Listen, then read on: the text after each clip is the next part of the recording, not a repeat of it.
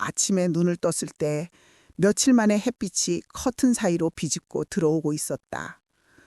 눈을 한번 질끈 감았다가 다시 뜨면서 속으로 중얼거렸다.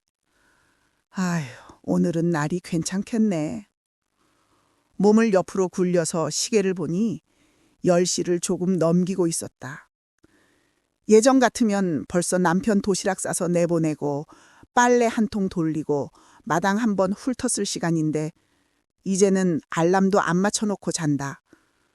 맞춘다고 해도 깨서 어디 갈 데가 있어야 알람이지.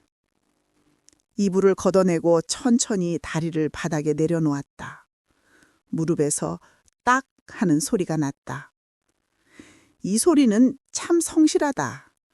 벌써 몇 년째 아침마다 한 번도 빠지지 않고 들려준다. 그래도 오늘은 통증까지 따라 나오지는 않았다. 그걸로 됐다 싶었다. 현관에 슬리퍼를 끌고 나가서 문을 열었다. 문틈으로 찬 공기가 먼저 들어오고 그 뒤를 따라 햇볕이 스며들었다. 복도 끝 창문 너머로는 맞은편 아파트 베란다에 널어둔 이불들이 줄지어 흔들리고 있었다. 어디선가 김치찌개 비슷한 냄새도 슬쩍 올라왔다. 이렇게 집집마다 냄새가 다른데 결국 다들 밥은 해먹고 산다는 게 새삼 신기했다. 현관 앞에 놓인 작은 실문 더미를 내려다 봤다. 어제 것도 아직 안 들여놨나 싶어 하나씩 훑어보는데 맨 아래에 낯선 우편물이 하나 끼어 있었다. 공공기관 마크가 찍힌 얇은 봉투였다. 크기는 평범했는데 오래된 경험상 이런 봉투는 대개 기분 좋은 소식을 가져오지 않는다. 또 뭐 내라 그러는 건가? 봉투를 집어들었다가 그냥 신문 위에 다시 내려놓았다. 밥부터 먹고 보자고 마음을 돌렸다. 빈 속에 이런 걸 펼쳐보면 쓸데없이 심장이 먼저 바빠지는 법이다. 부엌불을 켜니 좁은 공간이 갑자기 선명해졌다. 싱크대 위에 어제 설거지 해놓고 말려둔 그릇들이 가지런히 세워져 있었다. 언젠가부터 그릇수가 많이 줄었다. 예전에는 대접, 밥그릇, 접시, 아이들 컵까지 이것저것 쌓여서 건조대가 꽉 찼는데 요즘은 나 혼자 쓰는 밥그릇 하나, 국그릇 하나, 반찬그릇 2개면 끝이다. 그릇이 줄어든 만큼 설거지도 금방 끝나지만 그렇다고 시간이 빨리 가는 건 또 아니다. 전기포트에 물을 채우고 버튼을 눌렀다. 물이 끓는 동안 냉장고를 열었다. 김치통 하나, 멸치볶음, 계란, 그리고 며칠 전에 사둔 두부가 눈에 들어왔다. 두부를 들었다가 다시 내려놓았다. 아침부터 국 끓여 먹기에는 귀찮았다. 결국 계란 하나 꺼내 들고 후라이팬을 올렸다. 기름이 후라이팬 바닥을 얇게 덮고 그 위에 계란이 떨어지면서 찌직 하는 소리가 났다. 이 소리는 언제 들어도 사람 마음을 조금은 안심시키는 구석이 있다. 그래, 나도 오늘 밥은 챙겨 먹고 있는 사람이다. 그 생각 하나라도 버텨지는 날들이 있으니까. 밥은 어제 저녁에 남겨둔 걸 전자레인지에 데웠다. 한 번 데운 밥을 다시 데우는 거라 맛이 없겠지만 밥 짓는 것보다야 낫다고 스스로를 설득했다. 국도 없이 김치, 계란 후라이, 멸치볶음 이렇게만 놓고 식탁에 앉았다. 숟가락을 들었다가 저쪽에 놓인 우편 봉투가 다시 눈에 걸렸다. 먹고 나서 보려고 했는데 괜히 밥맛이 떨어질 것 같기도 했다. 그렇다고 봉투를 냉장고 위에 올려둘 수도 없는 노릇이라 그냥 애써 쳐다보지 않기로 했다. 눈은 김치 위에, 마음은 봉투 위에 반쯤 걸쳐둔 채로 밥을 떠넣었다. 밥을 먹으면서 생각했다. 요즘은 무슨 봉투만 와도 겁부터 나. 젊었을 때는 결혼식 청첩장, 돌잔치 초대장, 아이들 학교에서 오는 안내장 같은 것들이 우편함을 꽉 채우곤 했다. 그때는 그런 게 귀찮기도 하고 돈 들어가는 소리 같기도 해서 투덜댔는데 이 나이가 되고 나니까 돈 들어가도 좋으니까 그런 봉투가 한 번쯤 더 왔으면 싶다. 지금 오는 건 보험, 세금, 안내문 같은 것뿐이다. 사람 얼굴 대신 숫자와 글씨만 가득한 종이들. 밥을 마저 먹고 설거지를 하면서 창밖으로 들리는 소리를 귀로 주었다. 어디선가 아이 울음소리가 짧게 들리고 바깥 복도에서는 누가 택배 상자를 질질 끌고 지나가는 소리도 났다. 예전에는 내가 이런 소리들의 한가운데 서 있던 사람이었는데 이제는 저 소리들이 나랑 상관없는 동네 뉴스 같다. 멀리서 들려오는 라디오처럼. 설거지를 마치고 행주로 대충 물기를 닦은 다음 아까 그 우편봉투를 다시 집어들었다. 보낸 곳 주소를 보니 동주민센터였다. 눈이 아주 침침한 것도 아닌데 그 한 줄 읽는데 괜히 시간이 오래 걸렸다. 주민센터에서 나한테 보낼 일이 뭐가 있다고. 지금까지 주민센터에 간 건 기껏해야 코로나 백신 접종 때, 그리고 가끔 기초연금 확인하러 갔을 때 정도였다.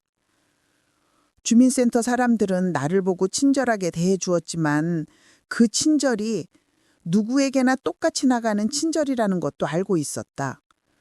그래도 이렇게 먼저 나한테 봉투를 보내올 정도면 혹시 무슨 잘못된 게 있는 건 아닌가 하는 생각이 먼저 들었다. 봉투 옆을 조심스럽게 뜯었다. 안에는 인쇄된 안내문 한 장이 들어있었다. 노인 대상 스마트폰 기초교육 안내. 제목이 그렇게 적혀 있었다. 순간 허탈한 웃음이 나왔다. 그래서 애꿎게 가슴만 쿵쾅거렸기나 싶어서 내용을 차례로 읽어 내려갔다. 요즘 혼자 사는 어르신들이 많아서 스마트폰 사용하는데 어려움을 겪지 않도록 도와주는 프로그램이라 했다. 사진 찍는 법, 카카오톡 사용하는 법, 버스 시간 확인하는 법, 그리고 영상 통화하는 법까지 가르쳐 준다고 적혀 있었다. 영상 통화라. 그 단어에서 눈이 잠깐 멈췄다. 딸이랑 아들이 가끔 영상 통화를 하자고 했었다. 얼마 전에도 딸이 그러더니 내가 손사래를 치며 얼버무렸다. 머리도 안 감고 집도 엉망이고 얼굴도 부시시해서 싫다고. 사실은 휴대폰 화면에 미친 내 얼굴을 내가 감당할 자신이 없어서였다. 여기저기 죽어가는 머리카락, 늘어진 볼살, 눈알에 깊게 패인 주름들. 누군가의 엄마로 보이는 얼굴이 아니라 그냥 세월에 닳고 다른 한 사람의 얼굴만 남아있는 것 같아서. 그래서 영상통화는 잘 안 한다고 둘러댔다. 대신 목소리만 들으면 된다고. 얼굴은 나중에 시간 맞춰 만나서 보자고 했는데 정작 시간 맞춰 만난 날은 손에 꼽을 정도다. 서로 바쁘다는 이유로 혹은 몸이 안 좋다는 핑계로 만나지 못한 날이 더 많았다. 안내문을 다 읽고 나니 마음이 조금 복잡했다. 스마트폰 교육이라. 나 같은 할미도 가서 배워야 하나? 이미 휴대폰으로 전화 받고 문자하는 정도는 할 줄 안다. 사진도 어쩌다 한번 찍고 지하철 노선도 앱도 아들이 깔아줘서 겨우 쓴다. 그래서 큰 불편은 없다. 그런데도 안내문에 적힌 몇 줄이 자꾸 눈에 밟혔다. 가까운 가족, 지인들과 영상을 통해 더 자주 얼굴을 마주할 수 있도록 돕습니다. 더 자주 얼굴을 마주한다는 말. 그게 참 이상하게 와 닿았다. 실제로 마주보는 게 아니라 작은 화면 속 얼굴을 보는 것뿐인데 그걸 마주한다고 표현하는 게 조금 서글프면서도 어쩐지 마음이 끌렸다. 식탁에 안내문을 내려놓고 거실로 나왔다. 소파에 앉아서 한참을 허공을 보고 있었다. 리모컨을 집어들어 TV를 켰지만 내용은 귀에 들어오지 않았다. 홈쇼핑에서 뭐라고 떠들어대는지, 뉴스에 어떤 얼굴이 나오는지 모두 배경소음처럼 흘러갔다. 대신 머릿속에서는 주민센터 작은 강의실 풍경이 그려졌다. 나 같은 할머니, 할아버지들이 몇 명쯤 앉아있고 앞에는 젊은 강사가 서서 휴대폰 화면을 띄우며 설명을 한다. 여기 누르시고요. 그 다음에는 이쪽을 길게 꾹 누르시면 돼요. 젊은 사람 목소리가 머릿속에서 멋대로 재생됐다. 계속 잘 못 눌러서 민망해하는 내 모습도 상상됐다.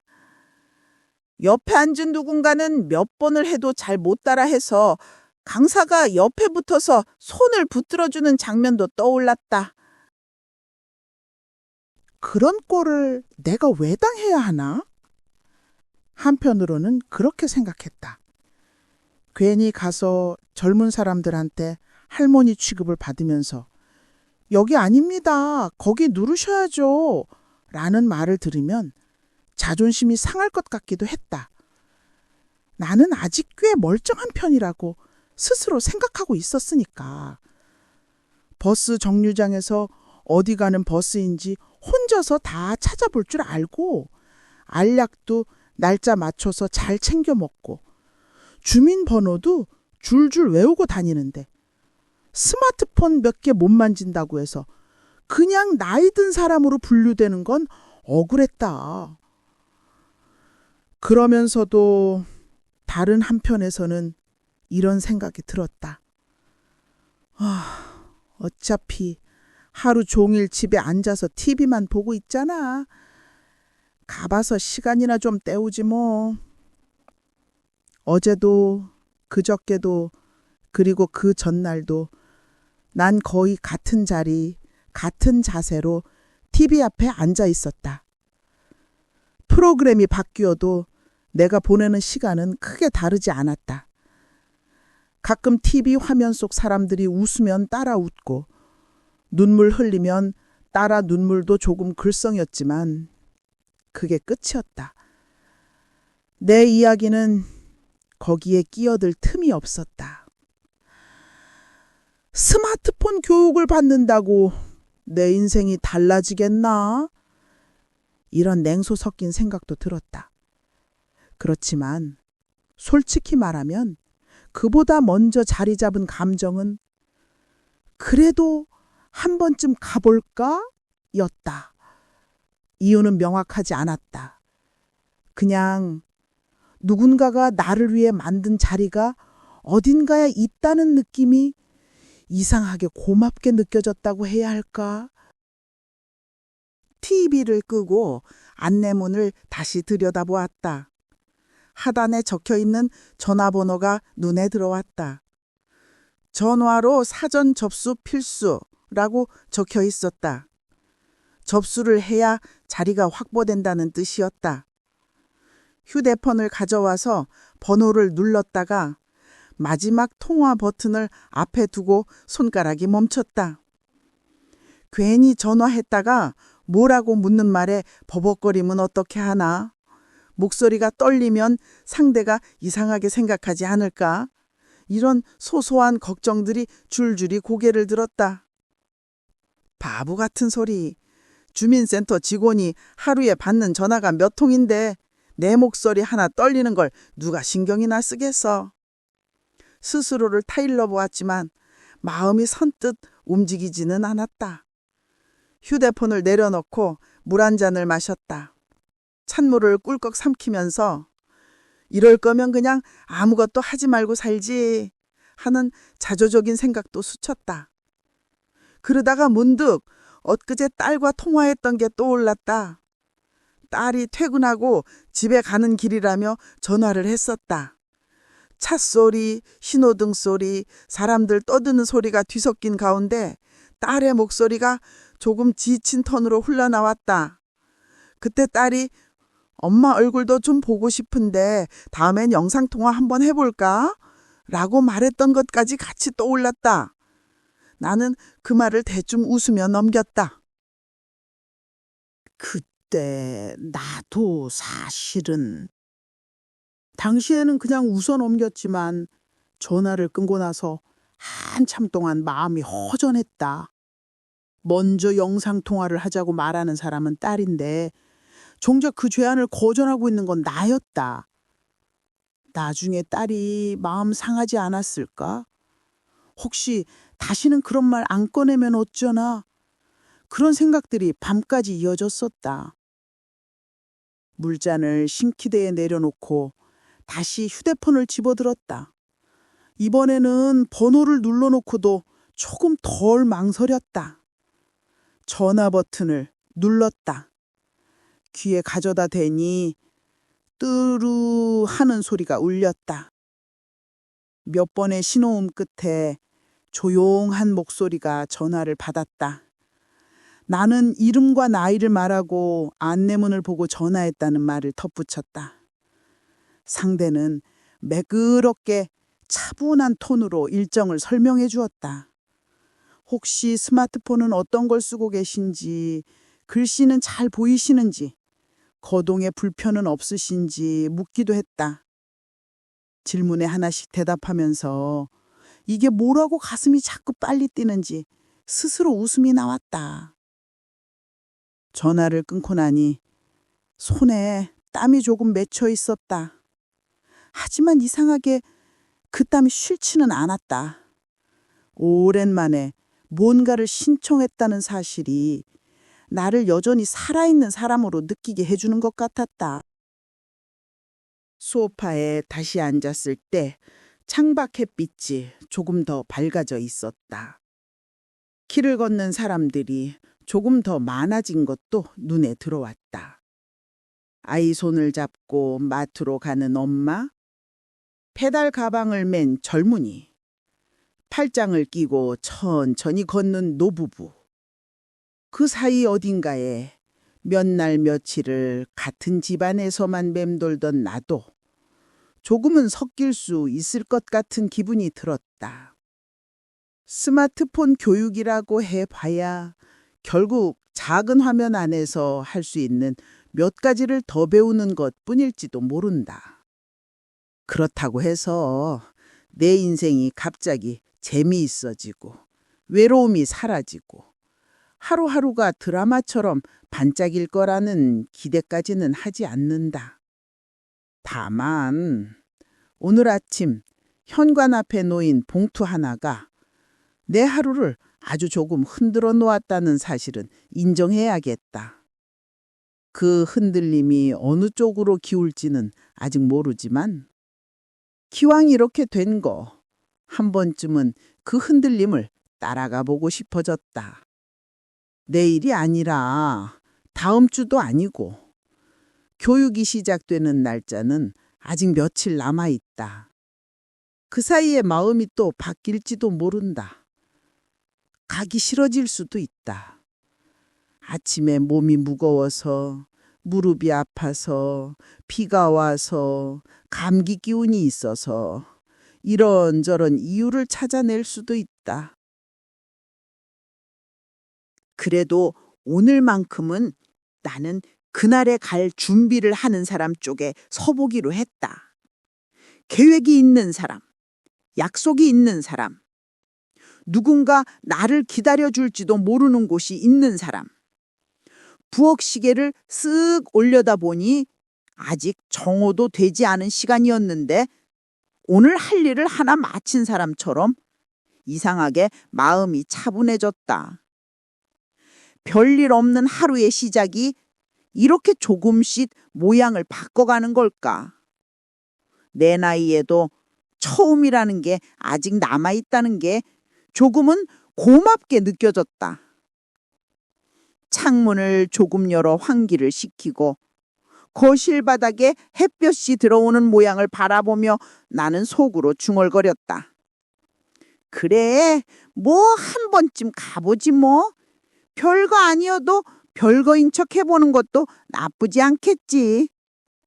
오늘은 그렇게 아무 일 없는 날 같았던 아침에 작은 약속 하나가 생긴 날이었다.